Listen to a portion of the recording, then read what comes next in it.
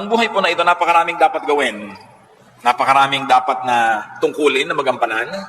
Napakaraming dapat na sakripisyong dapat harapin. At marami rin ang mga kasiyahan na dapat malasap. There is so much to do and enjoy in this life. Therefore, life is meant to be long.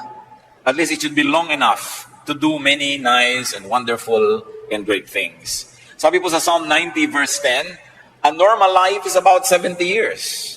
70 years. At kung tayo do'y pinagpapala ng Diyos, ay nadadagdagan pa yan ng higit sa 70 years. Kaya sayang naman kung higit na maiksi ang magiging buhay ng isang tao dahil sa kanyang kapabayaan o dahil sa kanyang pagkakamali. At yan po ang nais ating pagbulay-bulayan ngayon. To maximize the beauty of life is to lengthen your life. Pahabain ang buhay na ating tinatamasa. How can you have a long life? How can we lengthen our life? The first and the most important thing to do is to love God. Mahalin ang Diyos. Anong kinalaman nun? Psalm 91 verses 14 to 16, because He loves me, says the Lord, I will rescue Him. I will protect Him, for He acknowledges my name. He will call upon me and I will answer Him. I will be with Him in trouble. I will deliver Him and honor Him. With long life will I satisfy Him and show Him my salvation. So yan daw ang gustong gawin ng Panginoong Diyos sa isang taong nalulugod sa Kanya, nagmamahal sa Kanya at kinalulugdan niya, ililigtas niya mula sa mga panganib at pahahabain niya ang buhay. Love God. Who you love can lengthen or shorten your life. Napakahalaga yan na ating namnamin.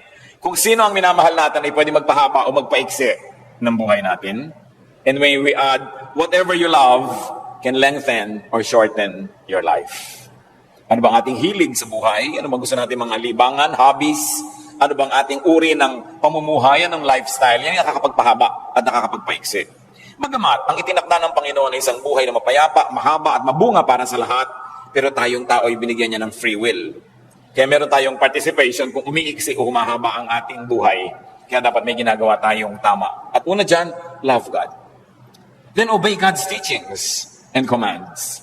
Isang napakalakas magpahaba ng buhay, yung masunurin. Nakita niyo po yung pag-inom ng gamot, kung sinusunod niyo yung dosage, humahaba ang buhay niyo. Pero huwag yung sundin yan, katulad ng isang totoong kwento na nangyari sa Pampanga. Isang ina, sabi ng doktor, bilhin niyo po ang lahat ng gamot na ito at ipainom niyo lahat sa anak niyo. Kasi alam ng mga doktor, yung habit ng iba ay pag medyo gumaling-galing na, titigilan ng pag-inom ng gamot. Binili nga ng masunuring ina at ipinainom ng lahat, sabay-sabay. Namatay ang bata. Totoong kwento. Hindi sumunod sa instruction ng doktor. Kung tayo susunod sa instruction ng doktor ng mga doktor, sa kanyang ipinagagawa sa atin kung anong dapat ginagawa, kailan, anong hindi dapat ginagawa, di hahaba ang ating buhay. Bakit? Siyang nakakakilala ng ating katawan, ng ating espiritu, ng ating emosyon. Kaya pag sinusunod natin siya, parang sumunod kayo sa manufacturer's instruction how to use a certain product. Kung yung kuryente mali, sinaksak mo sa ibang voltahe, sasabog agad yung gamit, patay na siya, tapos na yung buhay niya. Pagka hindi natin ginawa sa tama, masisira agad. Ganon din ang katawan ng tao. Yung may likha sa atin, ang nakaalam ng higit kung ano ang marapat. Deuteronomy 4:40, keep His decrees and commands, which I am giving you today, so that it may go well with you and your children after you, and that you may live long in the land the Lord your God gives you for all time. So ang pagsunod daw sa kautosan ng Diyos ay nangangahulugan ng pagpapahaba ng buhay ng tao. Kaya pati po ang pagpapahinga, iniutos ng Diyos. 6 days you shall labor and do all your work, and on the 7th day you shall rest. Utos siya ng Panginoon. Yung iba sobrang sipag, hindi na nagpapahinga. Akala nyo natutuwa ang Diyos. No. Dahil pag sobrang sipag at hindi ka nagpapahinga, you are disobeying God. That's disobedience. Kahit pasabihin mo dahil sa kadakilaan, dahil sa kasipagan, pero alam ng Panginoon ang limit na kayang dalhin ng katawan ng tao sapagkat siya ang lumikha. And God remembers that we are dust. That's why it is important to be obedient. Pag sinasabi ng Diyos na huwag ka na magalit, magpatawad ka. Akala nyo ba pinapalugi tayo ng Diyos pag sinasabing magpatawad ka? Kasi pag hindi ka nagpapatawad, ikaw ang nagdadala ng lahat ng bigat ng mundo, ikaw ang nagagalit, tumataas ang presyon ng iyong dugo, bumibilis ang pintig ng iyong puso, pati ang pulso mo bumibilis, nawawalan ka ng ganang kumain, hindi mabuti para sa iyo. Kaya sabi niya, ipatawad mo na. Paano po kung hindi naman humihingi ng tawad? Di lalo namang dapat mong patawarin dahil alam ka namang dahil hindi siya humihingi, ikaw ito nalugi. Kailangan magkusa ka na. Kaya pag sasabi niya, huwag kang mag-inggitin, huwag kang magselos, huwag kang magalit, mabuti lahat sa katawan ng tao yan. Kaya ang sumusunod sa Panginoon, nagkakaroon agad ng advantage over the others. Meron na tayo agad na pampahaba ng buhay. God's words, ang salita ng Panginoon ay manual. It's a manual to life. It's a manual in life. And it's important to respect the wishes and the design of God, our Maker. How to have a long life? Please God. With what you ask for. Katulad ni Solomon. Sabi ng Panginoong Diyos, o sige, gagawin kitang hari, kahit anong hilingin mo, ibibigay ko sa iyo para magkaroon ka ng lakas para maging hari. Ano ba yon? 1 Kings 3:11-14. So God said to Solomon, since you have asked for this, and not for long life or wealth for yourself, nor have asked for the death of your enemies, but for discernment in administering justice, I will do what you have asked. I will give you a wise and discerning heart, so that there will never have been anyone like you, nor will there ever be. Moreover, I will give you what you have not asked for, both riches and honor, so that in your lifetime you will have no equal among kings. And if you walk in my ways, and obey my statute and commands, as David your father did, I will give you a long life. Natuwa ang Diyos dahil humingi sa Solomon ng wisdom instead of kung ano-ano. At sabi niya, nakakatuwa ang hiningi mo, maganda. So pati hindi mo hiningi, ibibigay ko na rin sa iyo dahil natutuwa ako sa iyo. At kung magiging masunurin ka sa aking mga utos, dadagdagan ko pa ang yan, lahat ng yan, ng mahabang buhay. Huwag po tayo magmadaling mamatay, yung mag to die is gain. No? Nung sinabi ni Paul yun, matanda na siya. No? Hindi naman siya teenager na sinasabi niya, to die is gain. Matanda na rin, talagang pwede na gumraduate. No? Nagawa na niya ang mga dapat niyang gawin. At saka siguro dahil sa sidhi ng pag-ibig niya sa Diyos, talagang hindi na balin sa kanyang mamatay. Pero, life is the primary duty of life. Nilikha tayo ng Diyos, hindi para asamin na mamatay tayo at pumunta sa langit. Nilikha ng Diyos ang buhay, ipinagkatiwala sa tao para kanyang ingatan at ipamuhay ng lubos at ganap. At kung natapos na yun, next chapter, heaven naman. Pero heaven can wait. Hindi mo kailangang apurahin yan. Kasi may ipinagagawa ang tao. Sabi, we were created in Christ Jesus to do good works. So isa itinakdang panahon ng Diyos sa buhay ng tao, meron siyang dapat ma-accomplish. Kaya hindi niya dapat asamin na gumraduate agad. Dahil meron siyang pwedeng magawa na dito lang sa lupa pwedeng gawin at hindi na sa kabilang buhay. So Proverbs 3:16, long life is her right hand, meaning wisdom's right hand. In her left hand are riches and honor. So ito ang kalooban ng Diyos sa tao. Long life, riches, honor. Hindi short life, hindi poverty, hindi dishonor. Akala ng iba, pag naghihirap sila, ikinalulugod ng Diyos. Gusto ng Diyos maayos ang buhay. Kaya nga itinuturo niya, 6 days you shall work. Pagka naman 6 days ka talaga nag-work, bakit ka magugutom kung 6 days ka na nag-work? Isasabihin niyo, bakit po ako 7 days na nag-work, gutom pa rin. Siguro marami kang pakain. No? Maraming hindi nag-work sa'yo umaasa. So, kung ang lahat gagawin ang inuutos ng Diyos, wala dapat nagugutom na tao. Pwedeng hindi ka yumaman, pero hindi pwede maging mahirap. Kung ikaw lang nagtatrabaho, tapos wala kang pasanin sa buhay, hindi isang katerbang mga kapatid mo, mga kamag-anak, mag-aasawa ng maaga, pati gatas ng anak niya, iaasa sa'yo, talagang kahit 8 days a week, kulang sa'yo. Why? Because the others are not obeying God. Ang utos, the 6 days you shall labor, inutos yan sa lahat. Hindi lang doon sa mangilan-ngilan ng miyembro ng ating pamilya. Kaya nagkakaroon ng sobrang paghihirap dahil ang daming umaasa sa kaisa-isang masipag o nagtatrabaho. Pero ang kalooban ng Diyos, riches, honor, wisdom. Kaya merong mahirap ay kalooban po ng Diyos. O hindi ka nilikha ng Diyos para sadistahin at kawawain. Inilikha ng Diyos ang napakaraming papaya para ma-afford ng lahat na magkaroon. Ba't hindi nakakakain yung iba? Kasi nga may inequity. May inequality in terms not only of wealth distribution but also in distribution of labor. Pero ang lahat ng yan, napakaraming pagkain ng mundo, maraming nasasayang lang nga eh. Hindi nilikhaan ng Diyos ang tao para mahirapan. Ecclesiastes 2:26, to the man who pleases Him, God gives wisdom, knowledge, and happiness. So ang buhay din ay para maging masaya tayo. Huwag kayong mag-guilty. No, kung kayo religious, dapat malungkot. But to the sinner, He gives the task of gathering and storing up wealth to hand it over to the one who pleases God. You want to have a good life? Unahin ninyo, please God. Pag natutuwa sa inyo ang Diyos, sinong pwedeng pumigil sa Kanya na pagpalain kayo? Sino? Sagot siyempre, wala. Ngayon, kung hindi natutuwa sa inyo ang Diyos, sinong pwedeng pumilit sa Kanya na pagpalain kayo? Wala rin. So dapat ang ating layunin to please God. Because with God, nothing is impossible. Pag Pag inuuna natin na siya ibigyan ng kasiyahan, mano ba naman nabigyan niya tayo ng mga bonus sa buhay? Na siya rin naman ang may kagustuhan na tamasahin natin. God doesn't have to be convinced to be good because God is good. Naturally good. Hindi natin kailangan ang Diyos ay himukin na bigyan tayo ng pagkain sapagkat nilikha niya ang lahat para kainin ng tao. Hindi niya kailangan nating himukin ang Diyos na gawan tayo ng mabuti dahil ang Diyos ay mabuti. So pag hindi yun ang nangyayari sa ating buhay, may mali. May mali sa formula ng ating pamumuhay, ng ating lifestyle, o kaya sa lifestyle ng mga taong sobrang lapit sa atin, na kahit anong pagtatama na ginagawa natin sa ating buhay, minamali nilang pilit, nadadamay tayo. Siyempre, damay-damay. Kaya napakahalagang itinutuwid, hindi lang ating sarili, maging ang ating lipunan, maging ang ating environment. How else does one have a long life? Honor and obey your parents. Lalong-lalo na sa mga young people. Exodus 20 verse 12, honor your father and your mother, so that you may live long in the land the Lord your God is giving you.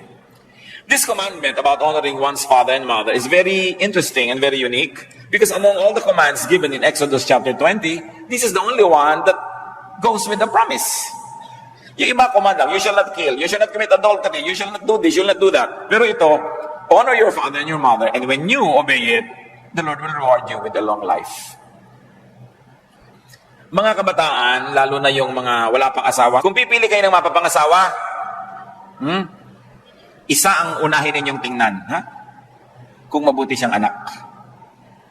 Yun. Hindi kung 36, 26, 36, dahil after 10 years, 36, 36, 36 na yan. Baka 42, 42, 42 pa. Napakadaling mawala ng ganda. Kahit marunong, nabagok lang yan na amnesia, wala na rin niyang alam. No? Pero ang pinangakuan ng Diyos, yung mabuti sa magulang. Yan ang pinangakuan niya ng pagpapala. Gusto niya na magiging matahimik na buhay, magiging magandang ama o ina ng inyong magiging anak, tingnan niyo muna kung mabuting anak. Kung pabalang-balang sumagot sa magulang niya, tapos pagkakaharap ka, akala mo bulaklak na hindi makalabit, naku, arte lang yan. Kung ang sariling magulang na pinagmulan niya ay kanyang susuwailin at di niya gagawa ng mabuti, makakaasa ka ba na magiging mabuti sa iyo yan? Titingnan ninyo kung mabuting anak. Yun ang una ninyo titingnan. Kasi may pangako ang Diyos sa mga mabubuting anak. At madadamay kayo doon. Kung siya hindi mabuti, damay kayo. Kung siya mabuti, kasali rin kayo sa pagpapala dahil magiging kabiyak niyo sa buhay.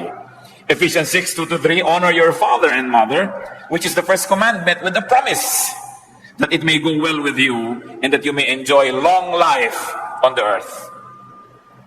Bakit nakakapagpahaba ng buhay ang masunurin sa magulang? Dahil sino ba namang magulang magsasabing, anak, ito, mag-smoke ka na. No? O ito, maglasing ka na, anak. Ito, drugs, imedili kita. Huwag kang pumasok, umabsent ka, magpuyat ka. Sumali ka sa mga dangerous games, anak, maganda yan. Diba? Magpagabi ka hanggang kagabi-gabihan na sa kalsada. Sinong magulang ang magsasabi niyan? Diba ang magulang lalo kang inilalayo sa panganib? Kaya pag masunurin ka, 1/2 na ng panganib natanggal sa buhay mo. Dahil sino bang magulang ang magsusuusay sa panganib, liban na lang meron siyang mental illness. So, sumusunod ka pa lang, practically speaking, lumalayo ka na sa maraming gulo. Meron pang hindi lang practical. Yung beyond practical, yung natuwaan Diyos sa'yo. Kaya lalo kang pinagpapala. Parental teaching is next to God's word in sincerity, in concern, and in wisdom. Ang tunay na matalinong anak, susunod sa magulang. At kung nalilito siya, kalooban niya o kalooban ng magulang, dahil bata pa siya, pagtiwalaan niya ang kalooban ng magulang. Lima nilang certified talaga ng National Mental Hospital na yung nanay mo hindi pwedeng magpasya. Ano? Pero mga young people, pag nalilito kayo, obey your parents. Lalo may track record sila na tunay naman nagmamahal sa inyo kasi wala yung gugustuhin na masama para sa inyo. You want a long life, avoid dishonest gain. Iwasang manggancho at mang 1, 2, 3 ng kapwa dahil nagagalit ang Diyos sa mga nang lalamang. Deuteronomy 25:15-16, you must have accurate and honest weights and measures so that you may live long in the land the Lord your God is giving you. For the Lord your God detests anyone who does these things, anyone who deals dishonestly. So ang unang ipinapakita ditong halimbawa, yung mga nagtitinda sa palengke, o kaya ay namimili ng mga produkto na kailangan timbangin o sukatin, sabi, gusto nyo humaba ang buhay nyo, kailangan patas ang inyong mga timbangan, hindi may mga daya, no? Ang inyong mga pagsukat, tama.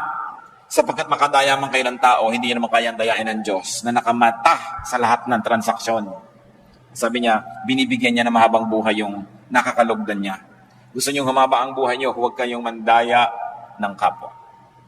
Sasabihin niyo, bakit yung isa namin nakakilala ang daya-daya, humaba ang buhay? Pwede yon, pero ano naman yung quality of life? Kuminsan ang dami mong dinaya at lahat ng inipon mo, gagamitin mo lang sa isang pagpapagamot na isang grabing sakit na ubus din, marami pang galit sa'yo. At bakit umiiksi ang buhay ng mga mandaraya? Paano kung nalaman ng taong dinaya mo siya at binalikan ka at tinagakabigla? Umiiksi talaga ang buhay mo.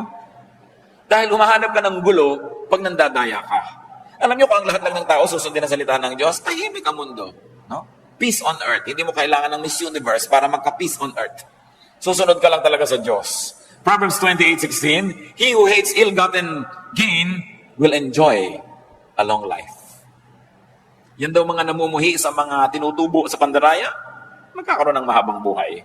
Honesty pleases God. Honesty keeps you away from troubles with men, therefore you will have a long life. And you want long life, be fruitful. Produced honest gain. Alam niyo kung sino lang yung gustong mamatay na? Yung walang magastos. No? So kung ikaw productive, pag may sakit ka, may pambili ka ng gamot, may pampadoktor ka, naiinip ka, may panglibang ka sa buhay, may gusto kang tulungan, natutulungan mo, ayaw mo pang mamatay. Nakita niyo yung mga pharaoh, yung mga emperor, yung lahat mga hari at mga reyna, kutak-kutak mga elaborate na ritual pag sila namatay kasi gusto nilang ituloy pa yung buhay nila next life kasi enjoy sila eh. Pero yung mga slave, naku, gusto na nang mamatay agad dahil yun na lang ang pag-asa nila makataka sa hirap. So pag tayo po, mabunga sa buhay, dahil marami kang tinatangkilik, marami kang na-enjoy, you naturally want to extend life. That's why to be fruitful, you will naturally position yourself to love life. Sa Matthew 25:21, paano ginantimpalaan yung mabuting manggagawa? His master replied, well done, good and faithful servant. You have been faithful with a few things. I will put you in charge of many things. Come and share your master's happiness. Ang pinag-uusapan na natin dito mga kapatid, happiness, hindi na number of years in one's life. Because long life doesn't always mean length. Long life doesn't always mean number of years. But it can mean quality of life. It is not years in your life, but life in your years that make it long. So kung masarap ang buhay mo, high quality ang buhay mo, daig mo pa ang nagkaroon ng mahabang buhay kahit hindi yun masyadong mahaba. Kasi nalasap mo ang dapat malasap, naabot mo ang dapat abutin, naakyat mo ang dapat akyatin, nakain mo ang dapat kainin, natikman mo ang dapat tikman, you have lived a full life. And of course, the fruitful person will naturally enjoy a higher quality of life. So tayong mga anak ng Diyos, huwag kayong makontentong basta buhay. Kailangan namumunga. Hitik na hitik, mabulaklak, mabango, humahalimuyak, maganda, makulay. Dahil sabi ng Panginoong Jesus sa John 10:10, I came that they may have life and have it abundantly. Have it to the full. A great, wonderful, and beautiful life. You want a long life? Live peaceably. Live peacefully. Titus 3:2 remind the people to be peaceable. Huwag palaaway. Gaano karaming tao ang palaaway na agad-agad na putol ang buhay? Interrupted ang life nila because they cross paths with another equally troublesome person. Nag-contest sila, namatay sila pareho o isa ang namatay. Yung mga mainitin ng ulo, hindi marunong magbigay sa kapwa, lagi nang nagagalit, naghahari-harian, naghahanap ito na umiksi ang kanyang buhay. It's important to clear and unclutter your mind, to unburden and rest your mind, to have a long life. Kaya ang utos sa Philippians 4:6-7, do not be anxious about anything. And the peace of God, which transcends all understanding, will guard your hearts and your minds in Christ Jesus. Huwag daw tayo maging warrior. Because when you always worry, you don't change the situation, but you make yourself miserable. Pag lagi pong nag-aalala ang tao, lagi nag-iisip, laging namang problema, hindi naman niya talaga nalulutas yung tunay na problema, nadadagdagan pa dahil siya nasisira ang kalusugan. So sabi, ipanalangin mo. With prayers and supplications, bring your request to God. That's what the Bible says. And then, leave it up to God and live as quietly and as peacefully as you can. Walang kwenta yung natutulog ka pero ang babaw ng tulog mo dahil baka merong sumakal sa'yo o nagagalit ka, baka may pumatay sa'yo. Walang kwenta yung naglalakad ka sa neighborhood nyo, iniisip mo baka biglang may sumaksak sa'yo dyan dahil marami kang kaaway. O kaya iniisip mo baka merong gumawa ng masama sa'yo dahil marami kang atraso sa iyong kapwa. So maganda na yung payapa, tahimik ang buhay. At lagi kong inuulit-ulit, kung talagang mahilig kayo makipag-away, humanap kayo ng kalaban sa Kenya o sa Madagascar o kaya sa Lake Titicaca. Pero yung kaaway nyo, yung kapitbahay nyo, napakalaking kamalian niya dahil ang lapit-lapit, pwede kayo laging saktan, guluhin, hindi kayo ang kawawa.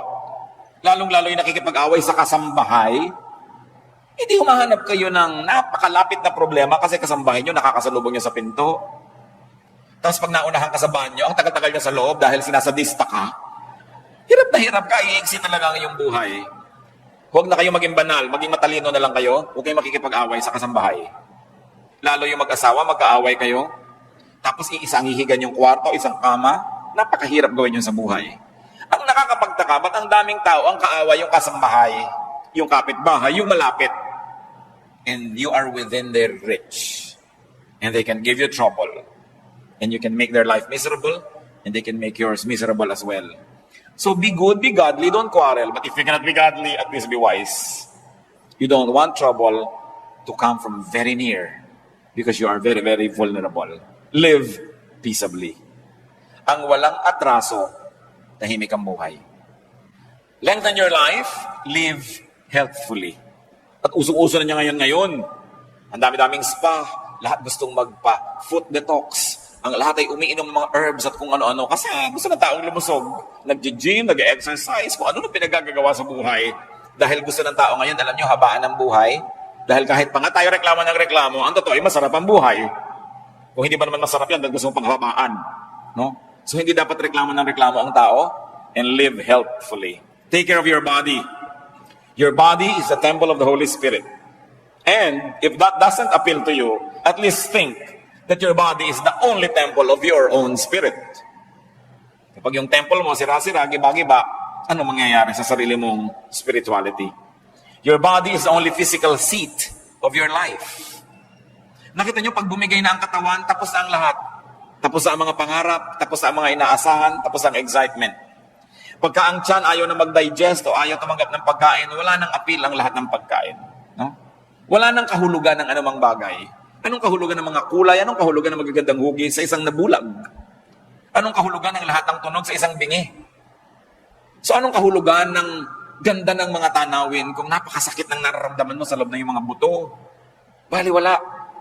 Kaya ang tao pinapahalagahan niya ang kanyang katawan kasi doon lang siya pwedeng makikonekta with the physical world. Your spirit cannot connect with the physical world. It has to be your stomach, your eyes, your ears, your skin. They are the only ones created and equipped by God to perceive, to understand, and to interact with the natural world. So kailangan inaalagaan mo yung katawan. Isa dyan, napakasimpleng remedyo mga kapatid, drink lots of water. Water is life. Kaya nga pati ang Panginoong Hesus tinawag na, I am the living water. Ganun ang kahulugan ng tubig sa buhay. Pati si Elijah, isang propeta na gusto nang mamatay dahil napagod sobra, 1 Kings 19:6, he looked around and there by his head was a jar of water. He drank. And you know what happened after he slept? He became strong again. He got revived. Napakahalaga ng tubig.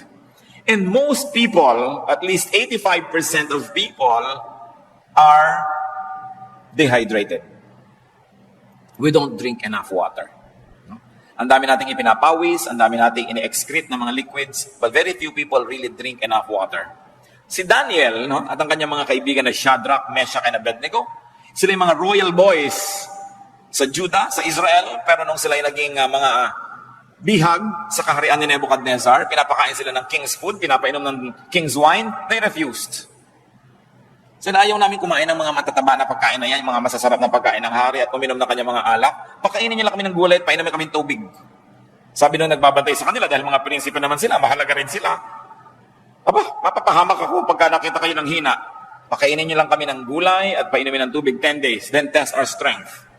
Pagka hindi niyo kami nakitang malakas, edi sige, kakainin na namin pinapakain niyo.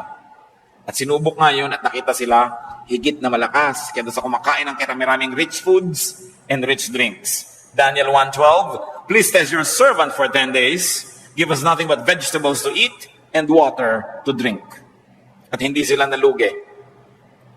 Napakahalaga na umiinom ang tao ng tama. Many drinks are time-released poison. Sa mga hapagkainan, nakikita mo kung minsan kung ano pinapainom ng host, hindi mabuti sa tao. Although masarap sa bibig, masarap ang lasa. Masarap hanggang dito lang sa dila. Paglampas sa lalamunan, laso na. Kaya kailangan sinusuri ng tao at inuuri kung ano ang kanyang pinag-iinom sa buhay. Yung mga tubig na kinulayan ng mga madidilim na kulay, nilagyan ng isang katerbang asukal, ang mahal-mahal pa, nakakabuti ba yan sa tao? Eat lots of clean vegetables, but drinks lots of water. So eat lots of vegetables and green leaves. Ganyan ang nakita nating halimbawa sa Biblia eh. Ang Panginoong Diyos, nung nilikha niya si Adan at si Eva, at tinuruan niya ng kung anong pwedeng kainin, anong sabi niya? All the fruits here you may eat. Right? Except one. So ang tunay na original na kagustuhan ng Diyos sa kainin ng tao, bungang kahoy. Hindi sinabing, oh, yung ahas, kainin ninyo, yung ibon, kainin ninyo. Hindi, later lang nangyari yun. Pero yung unang-unang sinabi ng Diyos, ito, you are free to eat any of the fruits. Ibig sabihin, it comes from the plant kingdom, yung food ng tao, not from the animal kingdom. Noon lamang ang tao ay bumagsak na nagkasala, doon na naisipang unang kainin, no? Yung mga kung ano-ano. Daniel 1:15-16, at the end of 10 days, they looked healthier and better nourished than any of the young men who ate the royal food. So the guard took away their choice food and the wine they were to drink and gave them vegetables instead. Ang sarap-sarap sigurong maging mahilig ka sa gulay. No? I was talking to one Chinese health practitioner. Sabi niya, you want a healthy life? Sabi niya ganon, 1:4. 1 portion meat to every 3 parts vegetable. No? Sabi ganon. At most, sabi niya ganon. Dapat 1 portion. 25% lang. Hindi yung puro karne, tapos wala kang kagulay-gulay na kinakain. Diba? Pumunta na siya, tapos kinain mo pa lahat, ang bituka, ang dugo, ang lungs, ng hayop. Kinain mo na lahat, wala kang nang pinalampas. No? So, ano nangyari? Kaya ipinagbabawal sa Biblia rin yung pagkain ng dugo. Di ba pag gusto nyo malaman kung may sakit kayo, anong gagawin sa inyo? Blood test. Kasi nasa dugo yung sakit. Tapos kaya kakainin mo. No? Hindi naman natin sasabing, huwag mong gawin yan. We have liberty to make a choice. Pero isip-isipin mo naman ang pinagagagawa natin sa buhay. Ezekiel 47:12, fruit trees of all kinds will grow on both banks of the river. Their leaves will not wither, nor will their fruit fail. Their fruit will serve for food, and their leaves for healing. Nakita niyo yung ipinasabi na mangyayari na bagong buhay, bagong mundo, bagong paraiso ng tao. Sabi ko na, ang kakainin muli, prutas. Paano ka magkakaibiganin ng cobra kung gusto mo siyang iihaw? No? Paano ka naman magiging kaibigan ng mga hayop kung gusto mo siyang gawing pork chop? No? So hindi magiging tahimik ang buhay mo. So sabi niya, leaves for healing. So, nasa dahon ang mga pagpapagaling sa tao. You want to be literal? Think herbal. No? Na talagang nasa mga dahon, napakasarap na kinakain mo yung mga green leafy vegetables. Grade 2 pa tayo, tinuturo na yan na eat green leafy vegetables. No? Pero yung bang ginagawa natin sa buhay? And when you have to fast, fast correctly. May tao po nag-fast, ginaya si Jesus 40 days, namatay. Sa Diyos ko, bakit po ako namatay? Ba't mo ginagaya si Jesus? Jesus ka ba? Diba? Hindi ka naman pinagfa-fast ng 40 days eh. Di patako ka na rin, gayahin mo na siya ng lubos. No? So, sabi sa Matthew 6:16-18, when you fast, do not look somber as the hypocrites do. Put oil on your head and wash your face, so that it will not be obvious to men that you are fasting. In other words, there's a correct way to fast. And there's an incorrect way. So kung talagang convinced ka na magfa-fast, at least get medical advice. Kakayanin ba ng katawan mo yan? Makakabuti ba? Kasi up to a point, it's really good to fast because your body uses your stored energy. Sabi po nila, pag kumain ng tao sa gabi at natulog na siya, titigil ang buong metabolism, so lahat ng kinain niya, magiging taba. No? Dahil hindi naman nagamit eh. Kaya yung iba gusto nila talaga, no eating after 6. Kasi sabi nila, it takes 3 hours to fully digest food. So pagkakain mo, dapat 3 hours ka pang gising bago ka matulog. Pero kung matutulog ka na mamaya, kumain ka pa sa katerba, magiging taba lang yun. Hindi mo magagamit. Yung after 6. Yung iba naman, ang dieta nila, after 6 courses. Tsaka pa lang sila titigil. Kaya talagang hindi natabla-tabla ng anumang dieta. But correct timing, correct bodily condition, motive and technique will also be good if one fasted. Pero dapat tama pati yung motivation. Hindi lang para ipagyabang mo nag-fast ka o dahil lahat may magpa-fast, sasali ka. Dapat may personal conviction. Hindi lang nakikiuso. Take your medication. Yung iba kung naging Christian, ayaw nang uminom ng gamot. Hindi, pagagalingin ako ng Diyos. Well, pwede kang pagalingin sa himala. Hindi naman talaga imposible yun. Pero pwede ka lalong pagalingin kung uminom ka ng gamot mo. Lalo tama yung gamot mo at tama naman yung prescription. Si Timothy nga anong payo ni Paul? Dahil hindi matagal-tagal ang kanyang sakit ng tiyan, 1 Timothy 5:23, stop drinking only water and use a little wine because of your stomach and your frequent illnesses. So nagpayo si Paul na huwag lang tubig ang inumin, uminom daw ng wine. Alam niyo naman ang wine kasi cleaner than water in many parts of the world, especially during the ancient times. So sabi niya, huwag ka nalang inom ng mga tubig, may mga butete, mga tubig na may mga nakatirang palaka, etc., etc. Dahil kaya hindi ka na gumaling-galing. Uminom ka na lang ng wine at tanggalin mo yung arte mo na Christian kahit hindi ka umiinom niya. Dahil inang makakabuti sa iyo sa kayong kalagayan ngayon. No? So yung mga tao rin, pinaresetahan tayo ng gamot. Kung sa palagay nyo makakabuti sa inyo at ang nagreseta sa inyo ay kapanipaniwala, bakit hindi? Bakit yung papaghihimalain ng Diyos samantalang pag ininom niya yung gamot gagaling na kayo? Di mas madali, di ba? So, do what is easier. Use plants for medication, by the way. Isaiah 38:21, Isaiah had said, prepare a poultice of figs and apply it to the boil and he will recover. So sabi ganon, pag samasamahin ninyo yung mga dahon-dahon, mga halaman, at pagkatapos ay durug-durugin ninyo at itapal ninyo sa inyong mga may kikekwek para kayo gumaling. So huwag niyong nilalait-lait yung mga damo-damo, mga herbs, kasi maging yung si Isaiah, ayan, herbularyo. Huwag lang may mga bulong-bulong, no? Yung mga leaves and roots. Kasi inilagay na ng Diyos sa halaman lahat ng kailangan nating nutrient, lahat ng kailangan nating gamot, lahat ng kailangan nating katawan. Kumisa nga, hindi mo na kailangan yung mga artificial western medicines, no? Kung alam mo lang ang herb na yung dapat gamitin. Pero anong ginagawa ng marami? Nilalait-lait nila yung traditional herbal science ng kanilang lahi. Then they abandon all of these natural healing elements at ang gusto nila puro western medicine. Well, western medicine works. But up to a point, because of the specialist orientation ng western medicine, kung ginagamot ko ang iyong puso, tatambakan kita ng kung ano-anong gamot at wala akong pakialam kung nagka-problema ang kidney mo. Diba? Kasi puso mo ang pinapagaling ko. Kasi sa western medicine, kapra-kapraso, bahagi, hindi sila holistic. No? Hindi katulad ng eastern medicine, even Philippine, Chinese, traditional Asian medicine, buong katawan ng tao kasama sa piniisip, hindi lang yung parte-parte. Kaya ang masama ko minsan, pag sobra kang dependent sa western medicine, gumaling nga yung original sakit mo, pero may komplikasyon sa ibang bahagi. No? Kasi, para kang may ipis sa noo, binaril yung ipis, patay yung ipis, butas ang noo mo. Maraming ganon din yung mga kuminsan nagkikimo, kuminsan ay nagra-radiation. Yung original complaint, nalulutas for a while, pero may ibang komplikasyon na nangyayari sa iyong katawan. Kaya dapat nag-iisip na rin ang tao, alin ba ang mabuti.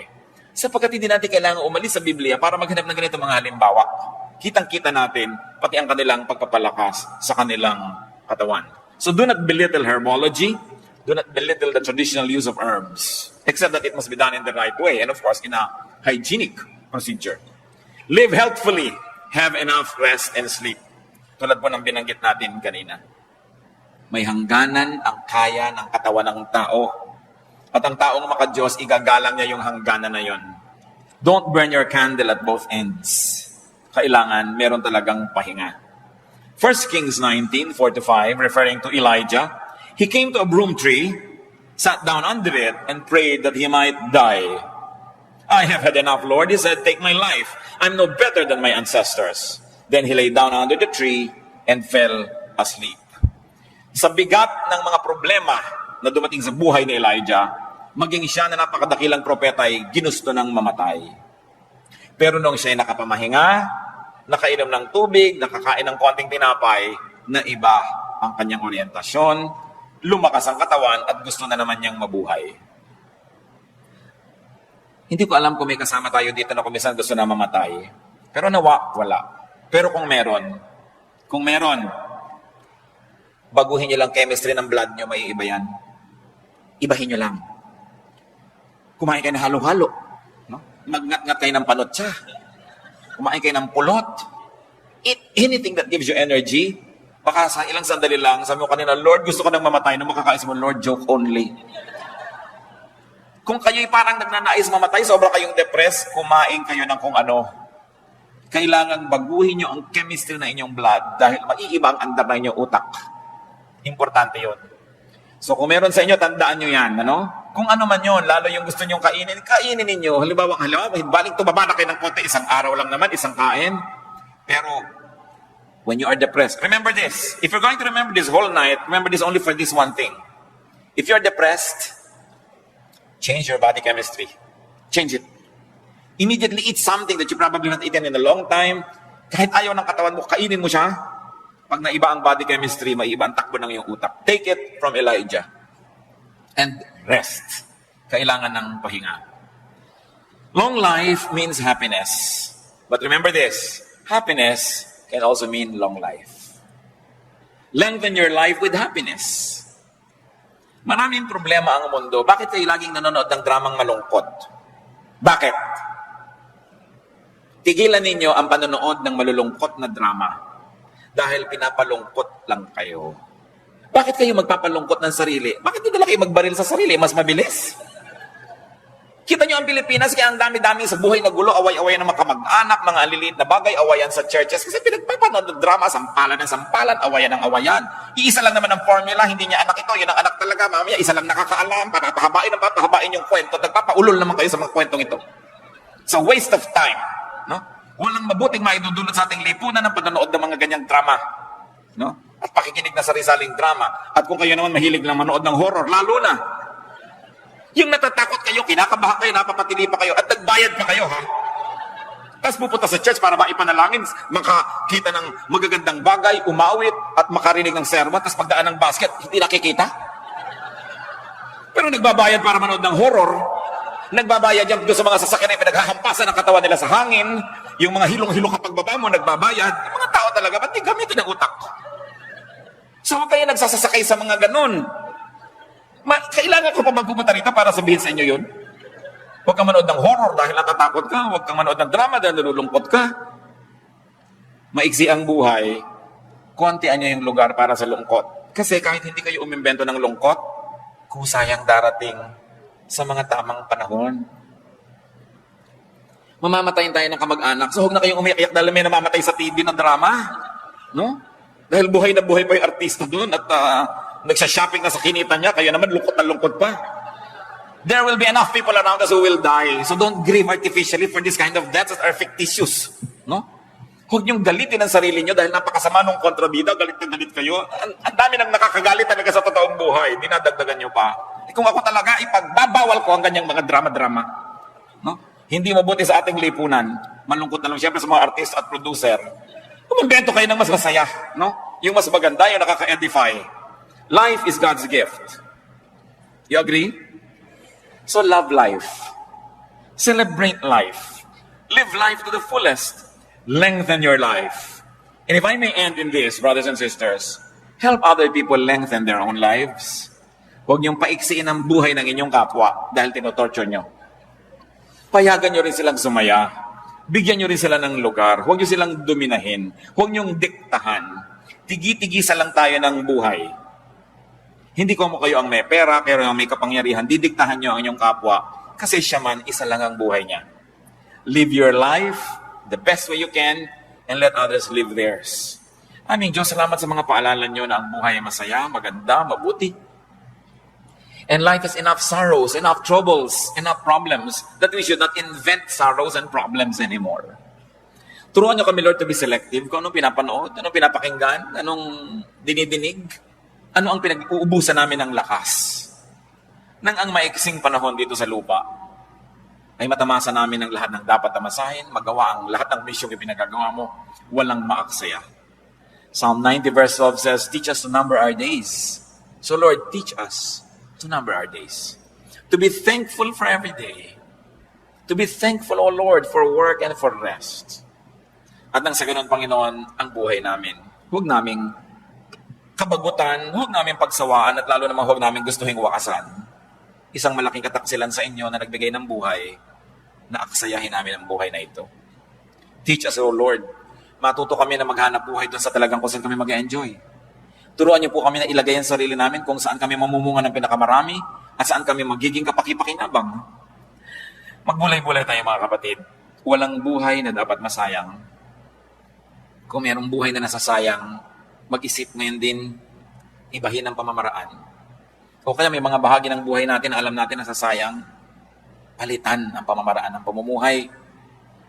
Sapagkat ang buhay na ito bigay ng Panginoon.